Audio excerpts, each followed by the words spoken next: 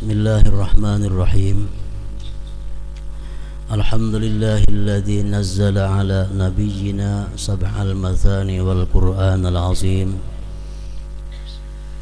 alladzi yufraqu fihi kullu amrin hakim.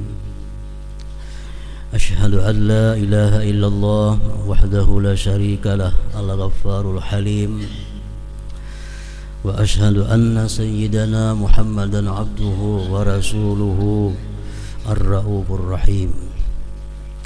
Allahumma salli wa sallim wa barik ala sayyidina maulana Muhammad wa ala ali wa ashabi sayyidina Muhammad salatu wa salamu wa barakah daimatin ila akhiril abad, amma ba'd. Yang kita hormati dan kita cintai para habaib, para alim ulama, muhibbin, hadirin wal hadirat rahimakumullah. Pertama-tama selalu kita menghaturkan puji syukur kehadirat Allah Subhanahu wa taala atas berbagai macam nikmat anugerah yang diberikan kepada kita sehingga kita kembali pada malam hari ini dapat berkumpul bersama-sama. Dan tidak lupa salawat dan salam kita haturkan kepada junjungan kita Nabi besar Muhammad sallallahu alaihi wasallam, juga kepada para sahabat, keluarga, zuriat dan pengikut beliau ila yaumil qiyamah. Para muhibbin rahimakumullah, firman Allah Subhanahu wa taala di dalam kitab suci Al-Qur'an. A'udzubillahi minasyaitonir rajim. Inna anzalnahu fi lailatul qadr. Terjemahannya adalah sesungguhnya kami menurunkan Al-Qur'an itu pada malam yang agung, pada malam yang mulia atau Lailatul Qadar. Ibnu Abbas radhiyallahu anhu, salah seorang pemuka ulama mufassirin, mengatakan pada malam Qadar itu Allah Subhanahu wa taala menurunkan Al-Qur'an dari Lauhil Mahfuz sekaligus dari awal sampai akhir ke Baitul Izzah yang berada di langit pertama. Kemudian dari Baitul Izzah sampai kepada junjungan kita Nabi besar Muhammad sallallahu alaihi wasallam, Al-Qur'anul Karim diturunkan secara bertahap selama kurun waktu kurang lebih 23 tahun. Ada yang diturunkan sewaktu beliau berada di Makkah, maka dinamakan ayat itu namanya ayat Makkiyah. Dan ada pula wahyu yang diturunkan pada waktu beliau berada di Madinah, maka namanya pun ayat itu ayat Madaniyah. Nah, para muhibbin rahimakumullah, pada masa Rasulullah sallallahu alaihi wasallam masih hidup di alam panah ini, Al-Qur'an itu belum dibukukan seperti sekarang ini. Jadi ngaran Al-Qur'an itu mana kitabnya belum ada. Al-Qur'an pada waktu hidup Rasulullah itu masih berada di dalam hafalan-hafalan para sahabat yang hafal. Ada sebagian ditulis di batu-batuan, ada ditulis di daun-daunan, ada ditulis di kulit-kulit kambing yang dikeringkan atau kulit unta. Sampai akhirnya Rasulullah wafat meninggalkan para sahabat, Al-Qur'an itu masih belum ada wujudnya. Setelah Abu Bakar Siddiq radhiyallahu an menjadi khalifah, beliau berpikir, artinya kalau Al-Qur'an ini kada dikumpulkan, kada dijilid menjadi satu, ini nantinya akan menyulitkan generasi-generasi yang akan datang. Siapa tahu nantinya yang hafal-hafal Quran itu wafat, generasi berikutnya kada hafal lagi, akhirnya Quran bisa hilang. Nah, beliau Abu Bakar Siddiq itu berinisiatif dan bersama-sama Sayyidina Umar bin Khattab radhiyallahu an, beliau menyuruh salah seorang sahabat yang bernama Zaid bin Thabit untuk mengumpulkan Al-Quran. Nah, jadi Zaid bin Thabit inilah orang yang pertama yang mengumpulkan Al-Quran, mencatat Al-Quran dari hafalan-hafalan yang ada di dalam dada para sahabat sampai Al-Quran yang bertebaran di daun-daunan, di batu-batuan dikumpulkan oleh Zaid bin Thabit ini menjadi satu biji Al-Quran. Para muhibbin rahimakumullah, setelah Abu Bakar ini wafat, Khalifah Umar bin Khattab yang kedua, Al-Quran masih demikian adanya. Kemudian pada masa Khalifah Utsman bin Affan radhiyallahu an, Utsman berinisiatif untuk menyusun kembali Al-Quran yang dihimpunkan oleh Zaid bin Thabit itu, disusun surah-surahnya sesuai dengan apa yang diterangkan oleh Rasulullah semasa beliau masih hidup. Jadi Zaid bin Thabit ini menyusun Quran, menyusun mintu aja, surahnya kada bersusun, kada beratur, cuma lengkap sebiji Al-Quran. Utsman bin Affan lah yang menyusun Al-Quran itu sesuai dengan petunjuk Rasulullah semasa beliau hidup, disusun surah-surahnya sedemikian rupa, mulai dari Al-Fatihah yang pertama, kemudian Al-Baqarah, Ali Imran, An-Nisa sampai seterusnya. Itu merupakan jasanya daripada Khalifah yang ketiga Utsman bin Affan radhiyallahu anhu. Sayyidina Ali pernah berkata, setiap kita membaca Al-Quran itu Abu Bakar Siddiq dapat satu pahala. Setiap umat muslim sampai hari kiamat membaca Al-Quran itu Abu Bakar Siddiq dapat pahala. Kenapa sebabnya? Karena beliaulah orang yang pertama yang punya gagasan untuk menghimpunkan Al-Quran itu. Pada masa Utsman bin Affan, kemudian masa Khalifah Imam Ali bin Abi Thalib karramallahu wajhah, kemudian Imam Hasan bin Ali bin Abi Thalib, kemudian Khalifah Muawiyah, Yazid dan Muawiyah sampai seterusnya, Al-Quran sudah disusun surahnya namun belum diberi titik dan belum diberi baris. Jadi kada bertitik dan kada berbaris, sehingga orang nang kada mengaji kada kau membaca Al-Quran. Sebabnya kada ada titiknya. Apakah huruf ta kah ini? Apakah huruf sa? Apakah huruf ba? Kada tahu. Sama bentuknya macam jukung. Jadi mesti orang dahulu belajar Al-Quran talaki, artinya langsung berguru. Berguru, dibacakan Quran, dijaga. Nah, kalau membaca seorang kada bisa karena titiknya belum ada, barisnya belum ada. Nah, kemudian menurut sebagian ahli sejarah mengatakan pada masa Khalifah Abdul Malik bin Marwan, ini khalifah yang ke-10 sesudah Rasulullah sallallahu alaihi wasallam, pada tahun 80 Hijriah sekitar itu, Abdul Malik bin Marwan ini berinisiatif menyuruh para ulama waktu itu untuk memberikan titik-titik pada Al-Quran sekaligus baris-barisnya.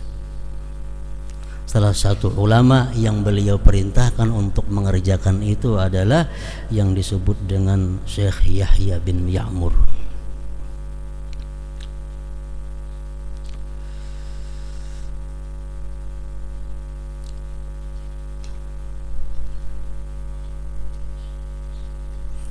Para muhibbin rahimakumullah, akhirnya Al-Quran Al-Karim sampai kepada kita dengan mudah, dengan sudah nyaman dibaca. Ada susunan-susunan surahnya, ada titik-titiknya dan ada baris-barisnya. Itu semua adalah merupakan jasa daripada pendahulu-pendahulu kita. Dengan demikian bahwa Al-Quran yang ada pada sekarang ini adalah merupakan bid'ah hasanah. Karena zaman Rasulullah kada ada Al-Quran macam kita. Itu menyusun Al-Quran, menyusun surah-surahnya, itu merupakan inisiatif daripada para sahabat. Jadi itu bid'ah. Orang-orang yang anti bid'ah hendaknya jangan membaca Quran yang ada-ada ini. Itu bid'ah, namun disebut namanya bid'ah hasanah, bid'ah yang baik. Para muhibbin rahimakumullah, Al-Quranul Karim oleh para ulama disebutkan terdiri dari 30 juz. Itu sepakat. 114 surah. Itu pun sepakat. 6.225 ayat.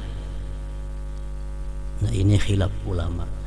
Kalau 6.000-nya sepakat, tapi ujungnya kada sepakat. Ada yang 6.000 sekian, 6.000 sekian, menghitung tergantung qiraat yang mereka baca. 6.225 ayat, 77.439 kalimat. Macam Allah satu kalimat, Ar-Rahman satu kalimat, Ar-Rahim satu kalimat. Dihitung seluruh Al-Quran kalimat-kalimat itu jumlahnya 77.439 kalimat. Dan terdiri dari 340.740 huruf. Jadi orang bahari sudah menghitungkan huruf Al-Quran itu jumlahnya berapa? 340.740 huruf. Itu pun kada sama antara beberapa ulama menghitungnya karena berlainan qiraatnya. 340.740 huruf. Nah, kalau ada yang menanyakan Al-Quran itu adalah kalam Allah, kenapa maka ada hurufnya?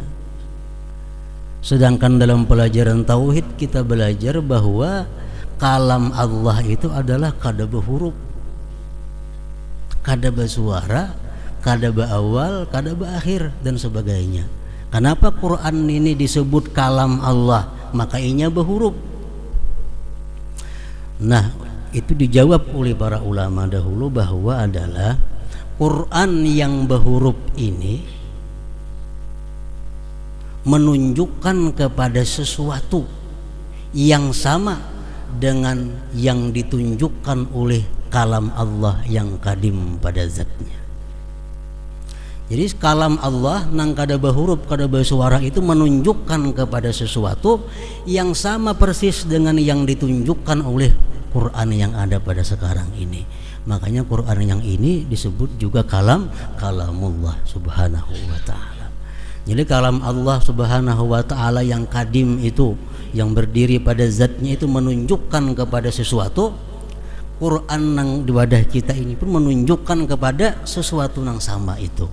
Nah, sehingga disebut Quran ini adalah kalam Allah subhanahu wa ta'ala. Para muhibbin rahimakumullah, surat yang pertama di dalam Al-Quranul Karim adalah kita kenal semuanya sudah, surat Al-Fatihah.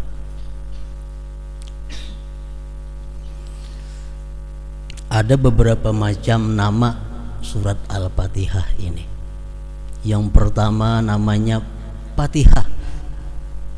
Kenapa diarti Fatihah? Fatihah artinya pembuka. Karena bila kita buka Quran, otomatis kita pertama menjumpai suratul Fatihah. Nah, Fatihah artinya pembuka, Fatihatul Kitab atau Fatihatul Quran. Yang kedua, Fatihah itu bisa dinamakan juga dengan Ummul Quran. Nah, biasa kita sebut membacakan Ummul Quran, ya pertoko rajin ada kalau marilah bersama-sama kita membacakan Ummul Quran. Nah, surat Al-Fatihah. Al-Fatihah disebut Ummul Quran, artinya ibu Al-Quran atau induk Al-Quran. Kenapa Fatihah itu disebut sebagaimana ibunya Al-Quran, induknya Al-Quran? Karena menurut para ulama, seluruh isi Al-Quran itu dari awal sampai akhir tergambar di dalam surat Al-Fatihah, sehingga disebut Fatihah itu induknya Al-Quran. Al-Quran membicarakan tentang Allah. Al-Quran membicarakan tentang puji-pujian kepada Allah. Itu terkandung di dalam Alhamdulillah. Al-Quran membicarakan makhluk. Al-Quran membicarakan langit, laut, surga, neraka, jin, manusia, binatang, secukupnya ada dalam Quran makhluk Allah. Itu tergambar dalam kalimat Rabbil Alamin, Tuhan semesta alam. Al-Quran menceritakan tentang pemberian Allah kepada manusia dan makhluk lainnya yang luar biasa. Allah memberikan ampunan, memberikan rahmat, memberikan rezeki, memberikan segala macam keperluan kita. Disebutkan dalam Al-Quran. Itu terkandung di dalam Ar-Rahman Ar-Rahim. Allah Maha Pengasih, Maha Penyayang. Al-Quran membicarakan tentang kubur, tentang hari kiamat. Al-Quran membicarakan surga, neraka, mizan, hisab, tentang hari akhir. Tergambar dalam surat Fatihah Maliki Yaumiddin, Raja pada hari pembalasan. Tergambar dalam Maliki Yaumiddin. Al-Quran membicarakan tentang syariat. Al-Quran membicarakan tentang tarikat. Al-Quran membicarakan tentang hakikat. Itu tergambar, terkandung dalam kalimat Iyyaka na'budu wa iyyaka nasta'in. Kepada Engkau kami beribadah dan kepada Engkau kami minta pertolongan. Itu mencakup sudah, syariat ada di situ, tarikat ada di situ, hakikat ada di situ. Al-Quran ada mengisahkan tentang doa-doa. Bermacam-macam doa ada dalam Al-Quran. Terkandung dalam surat Al-Fatihah, Ihdinas siratal mustaqim, berilah kami petunjuk kepada jalan yang lurus. Al-Quran ada menceritakan tentang para aulia, tentang para nabi-nabi, tentang orang-orang yang dikasihi Allah. Tergambar dalam Fatihah, siratal ladzina an'amta alaihim, jalan-jalan orang yang Engkau berikan nikmat atas mereka. Al-Quran bicara tentang orang kafir. Al-Quran bicara tentang orang-orang yang sesat. Tergambar dalam ghairil maghdubi alaihim waladdallin. Jadi seluruh Al-Quran masuk dalam surah Fatihah, sehingga Fatihah disebut Ummul Quran, induknya Al-Quran atau ibunya Al-Quran. Kemudian Fatihah disebut juga Sab'ul Masani, ngarannya Sab'ul Masani, 7 ayat yang diulang-ulang. Setiap hari kita berapa kali mengulang-ulang? Fatihah terdiri dari 7 ayat yang diulang-ulang. 7 ayat yang diulang-ulang, ngarannya Sab'ul Masani. Fatihah juga dinamai dengan surat Al-Wafiyah. Al-Wafiyah artinya surat yang sempurna. Kenapa Fatihah dinamai surat yang sempurna? Fatihah kadang-kadang dipotong-potong. Bila kita baca Fatihah sekaligus Fatihah dalam sembahyang, kalau kita rakaat pertama ingat iyyaka na'budu wa iyyaka nasta'in, kena sambung rakaat kedua ihdinas siratal mustaqim, maulah kada mau. Lain surah nang lain kawa dipotong-potong. Surah lain kita sampai kita barak ingat sini, ini rakaat kedua sambung, kada jadi masalah. Kalau Fatihah mesti sempurna kita membaca dari awal sampai akhir. Fatihah dinamakan juga surat Al-Kafiyah, artinya surat yang cukup. Maksudnya apa? Kalau kita sembahyang kita membaca Fatihah cukup. Tapi kalau kita baca surah lain kada cukup. Nah makanya Fatihah pun disebut juga surat Al-Kafiyah. Al-Fatihah disebut juga dengan surat Asy-Syifa, surat penyembuh, tawar. Orang-orang yang sakit dibacakan Fatihah akan menyembuhkan, sekada-kadanya meringankan orang yang sakit. Itu surat Al-Fatihah. Bermacam-macam ngaran surat Fatihah banyak. Itu menunjukkan kemuliaan dan keagungan surat Al-Fatihah ini. Para muhibbin rahimakumullah, surat Al-Fatihah terdiri dari 7 ayat. Jadi satu-satunya surah yang wajib dipelajari oleh setiap muslim dan muslimah surat Fatihah. Kenapa? Karena sembahyang kada sah tanpa surat Fatihah. Ayo kada bisa membaca surah Al-Baqarah, kada apa-apa. Kada bisa membaca surah Ali Imran, kada jadi soal. Tapi kalau membaca surah Fatihah mesti bisa setiap orang muslim dan muslimah. Surat Fatihah terdiri 7 ayat dan 156 huruf. Dihitung dengan tasdid-tasdidnya, dihitung dengan ba'alif maliki yaumiddin 156.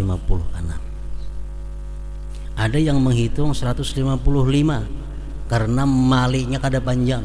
Maliki yaumiddin itu boleh 2. Kalau kita membaca Fatihah boleh panjang maliki yaumiddin, boleh pendek maliki yaumiddin. Nah, kalau kita maliki yaumiddin 155 huruf Fatihah. Kalau panjang 156. Nah, 155 surat Al-Fatihah itu hurufnya kada boleh kurang dalam kita membaca. Sahuruf haja kurang, Fatihah kita kada sah.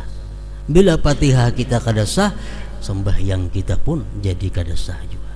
Jadi mesti bacaan kita lengkap 155 atau 156 hurufnya.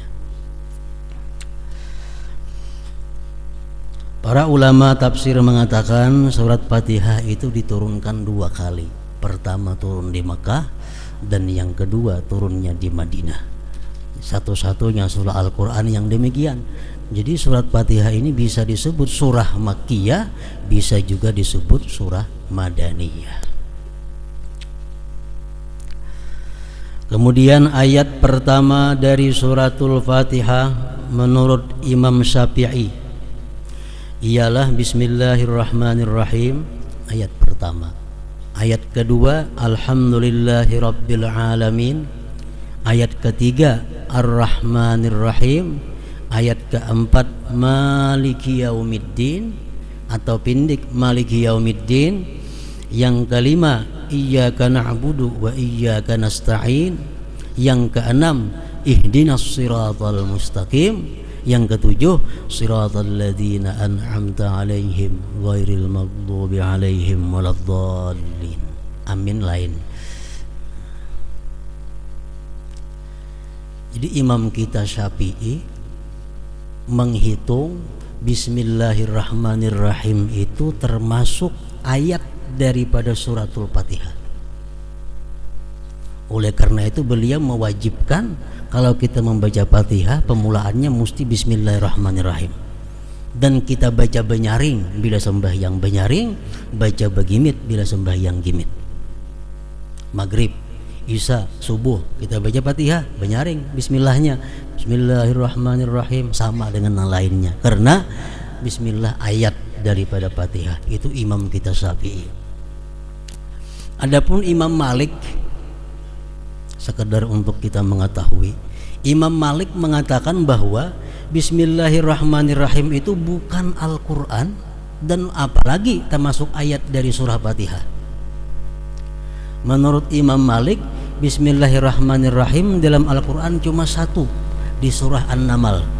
Innahu min Sulaiman wa innahu bismillahirrahmanirrahim alla ta'alu alayya wa atuni muslimin. Itu aja. Lain pada itu bismillah hanya sekedar untuk memisah surah dengan surah yang lainnya. Jadi menurut Imam Malik, Bismillahirrahmanirrahim itu bukan Al-Quran. Jadi kada boleh dibaca dalam sembahyang. Makanya kada bismillah orang banu. langsung Allahu Akbar, Alhamdulillahirabbil alamin. Nah, itu Imam Malik. Kalau Imam Abu Hanifah mengatakan Bismillahirrahmanirrahim itu Al-Quran, tapi bukan bagian dari Fatihah. Dalam sembahyang dibaca tapi begimit. Bismillahirrahmanirrahim, Alhamdulillahirabbil alamin, menyaring alhamdulillah. Bukan ayat dari Fatihah, tapi Al-Quran juga bukan ayat dari Fatihah, dibaca begimit. Kalau mazhab Hambali mengatakan bahwa Bismillahirrahmanirrahim itu ayat daripada Fatihah juga, tapi dibaca begimit. Alhamdulillah mulai menyaring. Nah, kalau kita keluar negeri misal, kita melihat mendengar imam macam itu, mungkin berlainan mazhab dengan mazhab kita. Nah, jadi masalah kayak apa andai kata kita mau ikut imam, nah imamnya kata bismillah. Bisa kita berjalan ke daerah mana nang orangnya itu mazhab Malik. Mazhab Malik ada memberiakan membuat bismillah karena itu bukan Quran. Jadi kalau imamnya ini orang mazhab Maliki, Allahu Akbar, Alhamdulillahirabbil alamin. Nah, kita di belakang kayak apa nama mazhab Syafi'i? Boleh kada mau ikut itu? Pendapat yang mu'tamad dari golongan ulama-ulama Syafi'iyah mengatakan pendapat yang mu'tamad adalah kalau kita mengikut orang itu kita tidak sah sembahyangnya. Kenapa? Karena Fatihahnya kurang seayat. Kada bismillah. Pendapat yang kedua dari mazhab kita Syafi'i mengatakan kita sah aja mengikut orang yang sembahyang meninggal bismillah itu. Nah, terserah aja lagi. Kita ke Makkah misal, kita kadang-kadang kada mendengar imam tuh bismillah, kadang timu alhamdulillah aja. Nah, kada usah kita basing sembahyang, biarlah umat berjamaah, sebab ada aja ulama yang membolehkan demikian itu. Para muhibbin rahimakumullah. Jadi ayat yang pertama daripada Fatihah itu Bismillahirrahmanirrahim. Artinya tahu semuaan sudah, dengan nama Allah yang Maha Pengasih, Maha Penyayang. Dalam kitab Nahwu, setiap kali huruf jar bi itu mesti ada ta'alluqnya, hubungannya dengan nama Allah yang Maha Pengasih lagi Penyayang. Aqra'u, aku membaca. Atau dengan nama Allah yang Maha Pengasih lagi Penyayang, abtadi'u, aku mulai. Kalau kita hendak makan, Bismillahirrahmanirrahim, dengan nama Allah yang Maha Pengasih Maha Penyayang, aku makan. Kalau kita hendak minum, Bismillahirrahmanirrahim, asyrabu, dengan nama Allah Maha Pengasih Maha Penyayang, aku minum. Nah, jadi ada kalimat yang dibuang.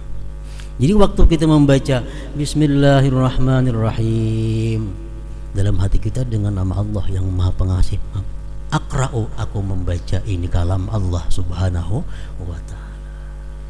Artinya kita ini bisa membaca, kita ini bisa berdiri, kita ini bisa sembahyang dengan nama Allah yang Maha Pengasih lagi Maha Penyayang. Nah, itu Bismillahirrahmanirrahim.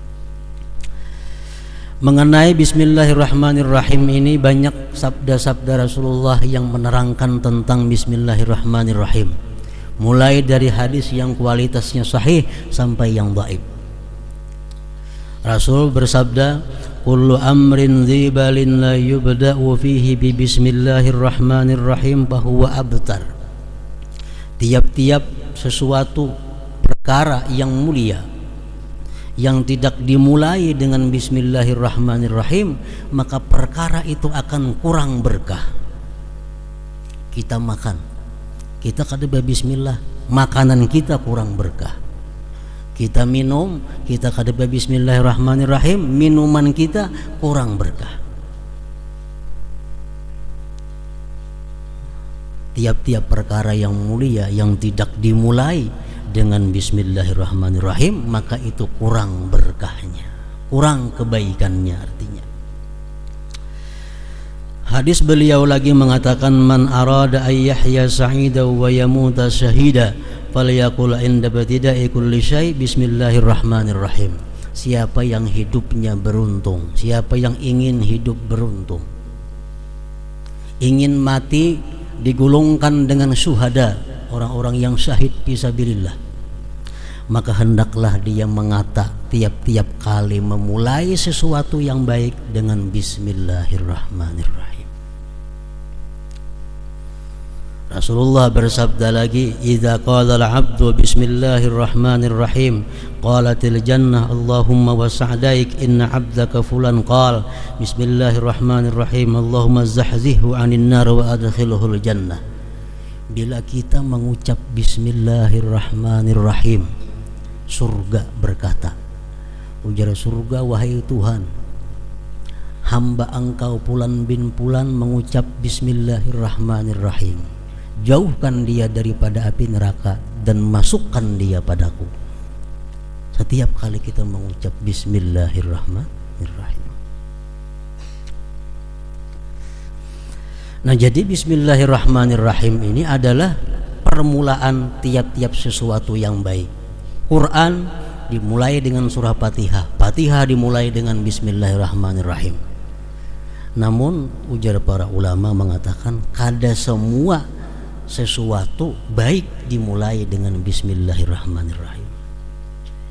Jadi kita mesti belajar juga, karena ada hal-hal yang di situ kita kada baik membaca bismillahirrahmanirrahim. Lalu oleh ulama fikih dibagi 4 hukum, bahkan ada yang mengatakan sampai 5 hukum tentang mengucap bismillahirrahmanirrahim ini. Pertama, mengucap bismillahirrahmanirrahim hukumnya wajib ketika sembahyang. Membaca surat Fatihah ada bismillahirrahmanirrahim, itu wajib. Yang kedua, membaca bismillahirrahmanirrahim sunat ketika kita hendak berwudu, hendak mandi, hendak makan, hendak minum, bismillahirrahmanirrahim, itu sunat. Ada lagi hukumnya membaca bismillahirrahmanirrahim itu makruh. Nah, baca bismillah makruh. Contohnya kayak apa? Oleh ulama fikih dicontohkan seperti orang yang hendak melihati kemaluannya sendiri. Hendak melihati kemaluan, bismillahirrahmanirrahim. Nah, makruh itu. Makruh. Kenapa? Karena itu kada perkara yang mulia. Kullu dzibalin, bukan. Ada lagi membaca bismillahirrahmanirrahim itu hukumnya haram. Seperti orang yang ingin melakukan zina, seperti orang yang ingin minum arak bismillah umpamanya, nah, seperti orang yang ingin mencuri dan sebagainya, hal-hal yang diharamkan, hal-hal yang maksiat bila dimulai dengan bismillah menambahi dosanya. Karena mengucap bismillah pada waktu itu adalah hukumnya haram. Jadi ada 4 hukum membaca bismillahirrahmanirrahim itu, ada yang wajib, ada yang sunat, ada yang makruh, ada yang haram. Menurut satu pendapat lagi ini dhaif, ada juga boleh, mubah. Membaca bismillah itu mubah, seperti kita nak mencelup sandal bismillahirrahmanirrahim, nah itu boleh aja, tapi kalau disunatkan, kalau disuruh. Nah, bismillahirrahmanirrahim ini apabila dalam keadaan tertentu itu bisa dirubah ar-rahmanirrahimnya, bismillahnya tetap menyesuaikan dengan keadaan yang dihadapi oleh kita. Kita hendak masuk ke dalam jamban, ampih bismillahirrahmanirrahim. Apa bacaannya? Bismillah Allahumma inni a'udzubika minal khubusi wal khaba'is. Jangan bismillahirrahmanirrahim, karena sunnah mengatakan demikian. Bismillah Allahumma inni a'udzubika, ya Allah aku berlindung dengan Engkau, minal khubusi wal khaba'is, dari sitan laki-laki dan sitan-sitan perempuan. Hanya kita masuk ke dalam jamban, bismillah. Apa gunanya kita mengucap bismillah itu hendak masuk ke dalam jamban? Imam Ali bin Abi Thalib karramallahu wajhah mengatakan, pendinding antara syaitan jin dengan aurat kita adalah bismillah itu. Syaitan ada laki-laki, ada syaitan bini-bini. Kalau kita masuk ke dalam jamban, kita kada bismillah, syaitan tertawaan. Kenapa? Ini melihat jelas aurat kita. Nah, dalam jamban kita membuka aurat. Kalau laki-laki, syaitan bebinian nang mehentipakan. Nah, makanya berlindung dari syaitan laki-laki dan syaitan perempuan. Nah, jadi kalau bini-bini nang masuk ke jamban, kada bacaan itu, syaitan lakiannya begiawan lawan kawannya.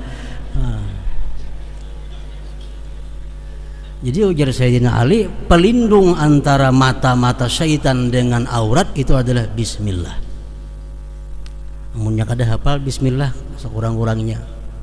Bismillah hanya masuk ke dalam jamban, jangan dalam jambannya, masih di luar jamban membaca bismillah itu. Bismillah, Allahumma inni a'udzubika minal khubuthi wal khaba'is. Nah, dirubah sudah, jangan bismillahirrahmanirrahim lagi.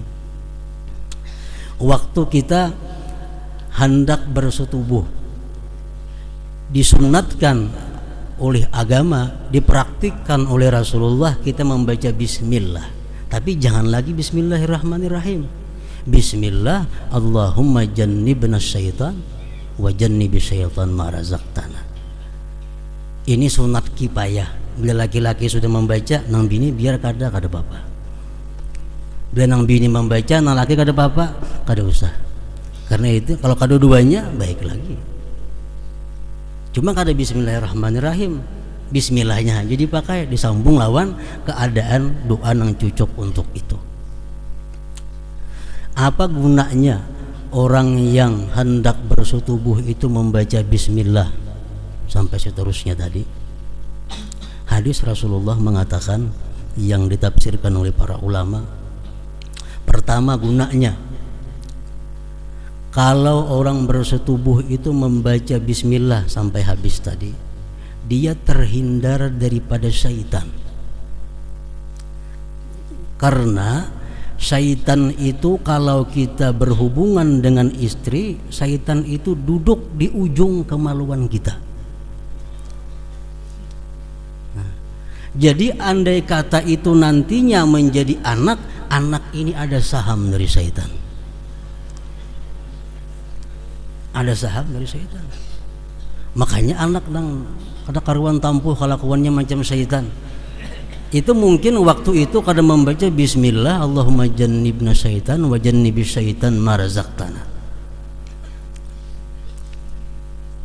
Pertama itu. Yang kedua, andai kata itu nantinya dijadikan oleh Allah anak, maka anak ini akan selamat daripada murtad. Anak ini akan selamat daripada kafir.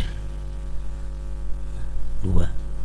Yang ketiga, andai kata itu ditakdirkan menjadi anak, maka ditulis kebajikan kepada orang tuanya itu sebilangan napas ini anak sampainya mati. Nah, berapa napas? Kekanakan sampai tua. Setiap kali inya napas, kuitannya dapat pahala. Kenapa? Karena waktu itu membaca bismillah, Allahumma jannibna syaitan wa jannibi syaitan ma razaqtana. Yang keempat, bila kita membaca itu sampai kita mandi janabah, ditulis kebaikan. Misal kita sejam, 2 jam hanya mandi janabah, 2 jam itu ditulis sebagai kebaikan. Nah, ini untungnya orang yang mengamalkan sunnah Rasulullah Sallallahu Alaihi Wasallam. Nah, cuma jangan lagi Bismillahirrahmanirrahim bacaannya, Bismillah Allahumma ila akhir sampai akhir tadi. Nah, kemudian orang hendak berkendaraan, kada lagi Bismillahirrahmanirrahim, cukup dengan Bismillah walhamdulillah. Bismillah walhamdulillah, naik kendaraan. Setiap langkah kuda nang kita tunggang dicatat amal kebaikan untuk kita. Orang dahulu kuda. Wah, ini mungkin setiap gulungan ban itu kita dapat kebaikan karena kita kendaraan. kalau kita naik kendaraan mengucap bismillah walhamdulillah. Kita hendak guring, jangan bismillahirrahmanirrahim. Nabi kita mengajarkan bismikallahumma ahya wa amut, guring kita. Supaya apa? Supaya andai kata kita mati dalam guring, kita mati dalam keadaan husnul khatimah. Itu gunanya hendak guring membaca bismikallahumma ahya wa amut. Artinya apa? Akhir kalam kita dalam alam jaga ini adalah kalimat bismikallahumma ahya wa amut. Kalau kita mengamalkan itu, nantinya kita ada harapan karena akhir kalam di akhir umur mengucap kalimat la ilaha illallah. Karena mulai wahyu ini sudah membiasakan hendak guring bismikallahumma ahya wa amut itu. Nah, kemudian lagi kita hendak berbaju, hendak berpakaian, bukan bismillahirrahmanirrahim. Pembacaannya hendak berpakaian biasa, bismillah Allahumma inni as'aluka min khairihi wa khairi ma huwa lahu wa a'udzubika min syarrihi wa syarri ma huwa lahu. Insyaallah pakaian yang kita pakai ini mendapat berkah dari Allah Subhanahu wa taala. Nah, jadi berbagai macam hadis yang menyebutkan tentang keutamaan bismillah itu. Selengkapnya bismillahirrahmanirrahim. Nah, jadi dalam hal ini bahwasanya bismillahirrahmanirrahim itu merupakan satu ayat daripada 7 ayat surat Fatihah. Ketinggalan sehuruf aja Fatihah kita kada sah. Bila Fatihah kada sah, otomatis sembahyang kita pun kada sah juga. Nah, selanjutnya ayat yang kedua daripada surat Al-Fatihah itu adalah alhamdulillahirabbil alamin. Insyaallah pada minggu yang akan datang.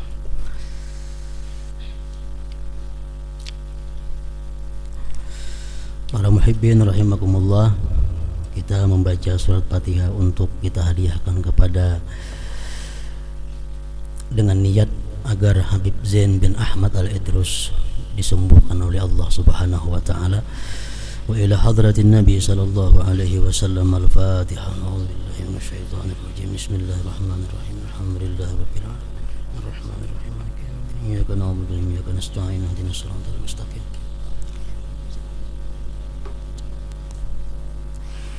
أشهد أن لا إله إلا الله وحده لا شريك له وأشهد أن سيدنا محمدا عبده ورسوله لا إله إلا الله أفني بها عمري لا إله إلا الله أدخل بها قبري لا إله إلا الله أخلو بها وحدي لا إله إلا الله ألقى بها ربي لا إله إلا الله قبل كل شيء لا إله إلا الله بعد كل شيء لا إله إلا الله يبقى ربنا ويفنى كل شيء لا إله إلا الله أستغفر الله لا إله إلا الله أستغفر الله لا إله إلا الله أستغفر الله لا إله إلا الله وأتوب إلى الله لا إله إلا الله محمد رسول الله صلى الله عليه وسلم فيا أيها الراجون منه شفاعة صلوا عليه وسلموا تسليما اللهم صل وسلم عليه وعلى آله